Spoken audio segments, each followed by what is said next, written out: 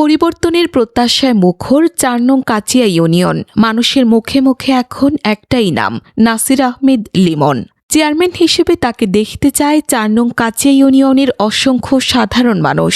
ভোলার বোরহানউদ্দিন উপজেলা ৪ নং কাচিয়া ইউনিয়নের স্থানীয় অনেক বাসিন্দা মনে করছেন, এলাকার উন্নয়ন, জনসেবা এবং সাধারণ মানুষের পাশে থাকার মানসিকতার কারণে নাসির আহমেদ লিমন চেয়ারম্যান হিসেবে দায়িত্ব পালনে সক্ষম হবেন।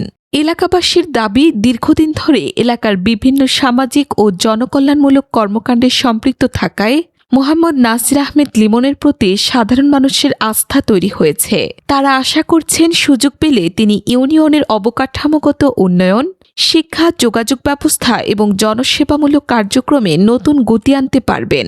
স্থানীয় কয়েকজন বাসিন্দা জানান, তারা এমন একজন জনপ্রতিনিধি চান যিনি সবসময় জনগণের পাশে থাকবেন এবং এলাকার সার্বিক উন্নয়নে কাজ করবেন। তাদের মতে মোহাম্মদ নাসির আহমেদ লিমন সেই প্রত্যাশা পূরণ করতে সক্ষম হতে পারেন। তবে এ বিষয়ে চূড়ান্ত সিদ্ধান্ত নেবেন ভোটাররাই। আর নির্বাচন ঘিরে ইউনিয়নে ইতোমধ্যে উৎসবমুখর পরিবেশ বিরাজ করছে।